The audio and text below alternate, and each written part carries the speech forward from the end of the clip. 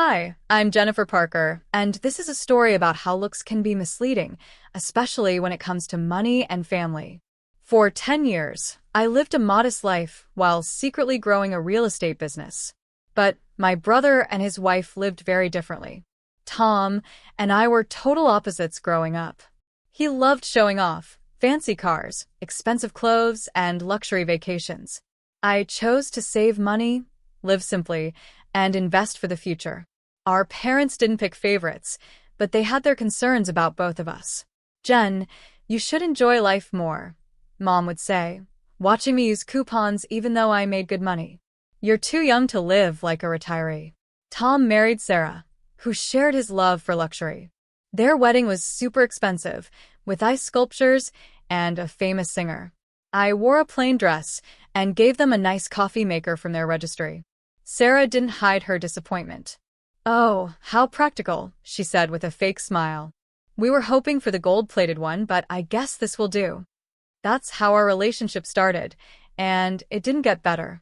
They bought new cars every couple of years and traveled to fancy places. I drove my old Toyota and kept buying and fixing up houses to rent. At family events, they loved showing off and teasing me about my cheap lifestyle.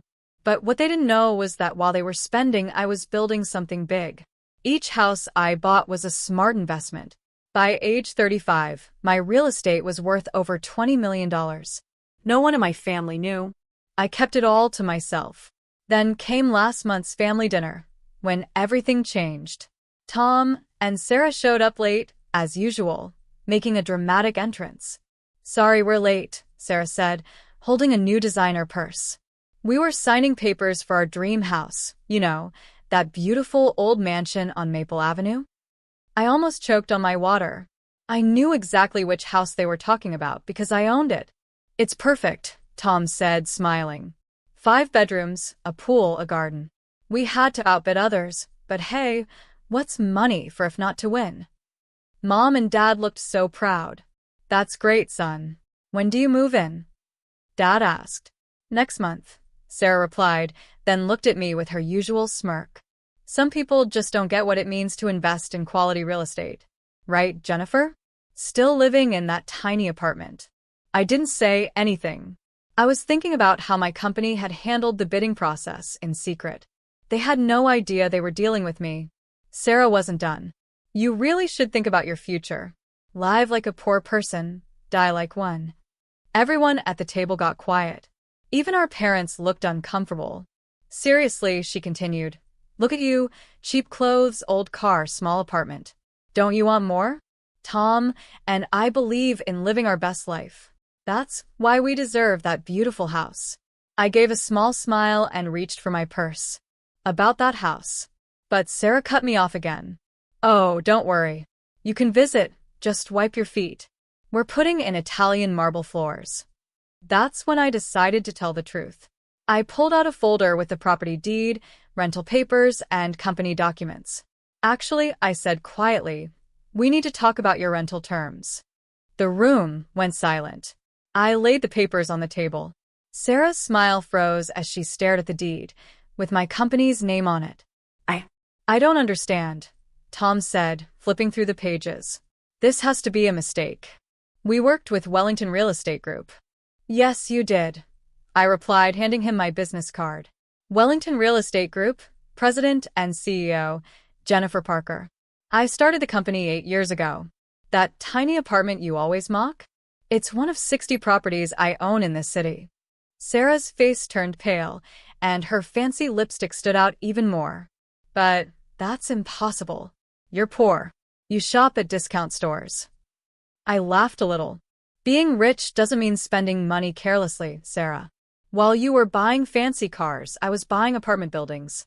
While you bought designer bags, I bought commercial property." Dad picked up the papers and read them with his glasses. "20 million in assets," he whispered. "Jenny, why didn't you tell us?"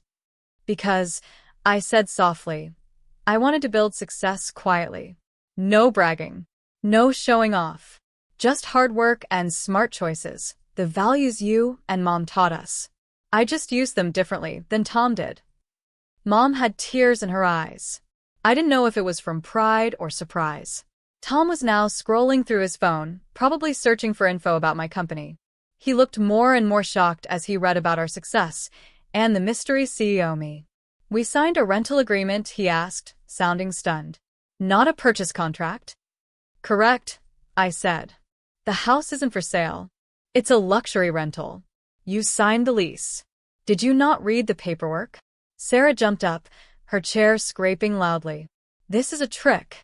You're ruining our moment. We paid a deposit."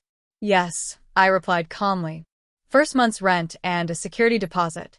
The payment went through this morning. Thanks for being on time." The room went quiet again. Then Mom did something unexpected. She laughed. "All those times you teased her for being cheap," she said to Sarah. "My daughter was building an empire," Mom said, finally smiling. "Maybe she should have bought a few designer bags to make it more obvious." Sarah sank back into her chair. She didn't look so perfect anymore. "But what about our plans? The renovations? The marble floors?" she asked. "Any changes have to be approved by the property owner," I said, pointing to myself. "That's in Section 8 of your lease. But I'm open to reasonable upgrades." Tom stayed quiet, still staring at the documents. "All these years," he finally said, "we made fun of you, called you cheap. Why didn't you say anything?" I took a sip of water and answered calmly. "Because I learned something important early on, Tom. Real wealth isn't about showing off. It's about having freedom and making smart choices. While you and Sarah were trying to look rich, I was becoming rich." "So what now?" Sarah asked quietly. "Are you going to kick us out? Get back at us?" I shook my head. "No, Sarah. I don't believe in embarrassing family. You signed a fair lease. As long as you follow the rules, you can stay. It's a beautiful house. I hope you enjoy it." Then I pulled out one more paper. "I brought the lease changes you asked for, like the gold-plated fixtures and imported marble floors. Sorry, but those aren't approved. I did say yes to new kitchen appliances, though." The rest of dinner was quiet. Sarah barely touched her food. Tom kept looking at me like he didn't know who I was anymore. When they were leaving, Sarah stopped at the door. I'm sorry, Jennifer, for everything I said. You're not who I thought you were." "No," I replied. "I'm not. But maybe that's a lesson. Success doesn't always wear fancy labels." Over the next few months, things changed. Tom and Sarah moved into the house with a new attitude. They started taking money management classes. Sarah even asked me to teach her about investing. She still doesn't get why I shop at discount stores, though. As for Mom and Dad, they couldn't be prouder. Dad still shakes his head and says, "20 million from my quiet little girl." Now, when I visit Tom and Sarah's house, my house, they don't talk about gold-plated stuff anymore. Sarah shows me how she's saving money by cooking at home. Tom checks with me before buying anything big. Last week, I was invited to speak at a women's business conference. The topic? Stealth wealth, building success without showing off. I said yes, and planned to mention Sarah's handbag collection as an example of how not to invest. As I write this in my small apartment, looking out over the city I've invested in, I remember what my first mentor told me. If you have to tell people you're successful, you probably aren't. She was right.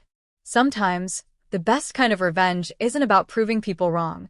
It's quietly showing that you've already won. And those marble floors Sarah wanted? Turns out the hardwood ones have more charm, and they're worth a lot more in the long run.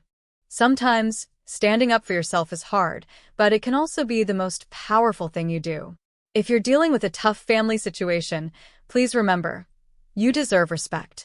Don't let anyone make you feel like you're not good enough. If you enjoyed this story, please like, comment, and subscribe for more. I'd love to hear your thoughts or any similar stories. Feel free to share them below. Take care and stay strong.